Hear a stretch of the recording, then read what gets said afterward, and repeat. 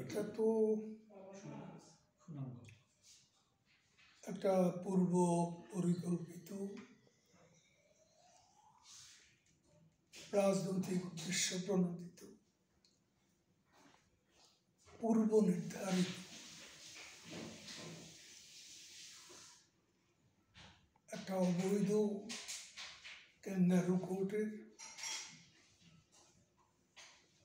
সাজানো রায়।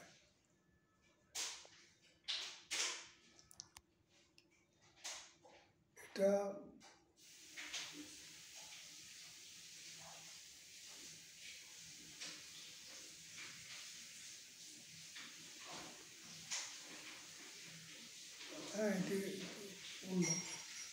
আচ্ছা, তো আপনার এখন কি মনে হয় যে এই রায় আমাদের বাংলাদেশের রাজনীতির ওপর কি পরিবর্তন আনতে পারে? বাংলাদেশের রাজনীতির ওপর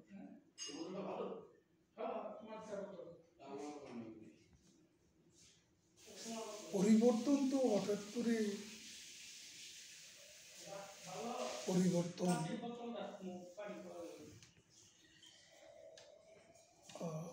আসে না। এটা ইমিডিয়েট একটা ইম্প্যাক্ট আছে, যেটার একটা সুদূর প্রসারী আফটার ইফেক্ট আছে। রায় ঘোষণার পরে আওয়ামী লীগের মধ্যে কি প্রতিক্রিয়া দেখছেন? আমরা এটা একটা হাস্যকর রায়, সাজানো রায়। আমরা আগেও বলেছিলাম এখানে আমাদের নেত্রী প্রধানমন্ত্রী শেখ হাসিনাকে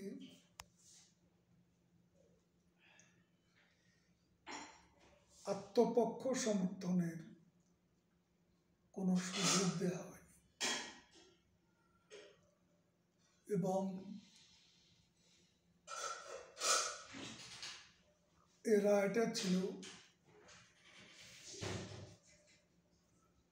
এ ধরনের ঘটনা বোধ কোনো দেশের মামলার রায় ইন অ্যাবসেন্সিয়া মৃত্যুদণ্ড দেওয়া, এরকম একটা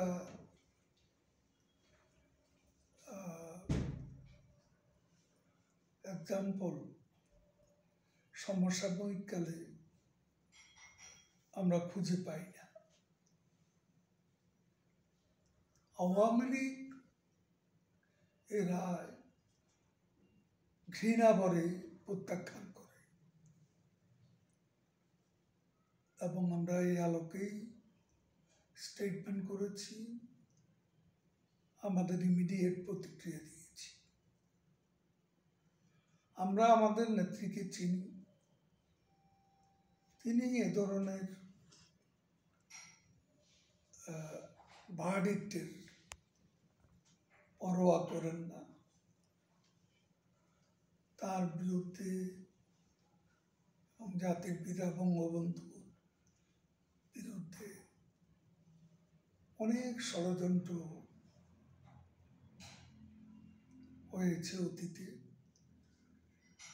ষড়যন্ত্রমূলক মামলায় পাকিস্তান উপনিবেশিক আমলে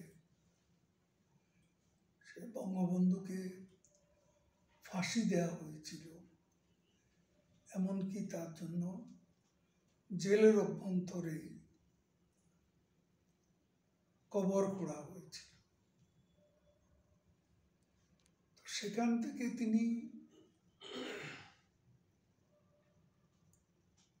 মুক্তি পেয়ে জাতির পিতা হিসাবে বাংলাদেশের রাজনীতিতে তথা বাংলাদেশে তিনি প্রত্যাবর্তন করেছিলেন।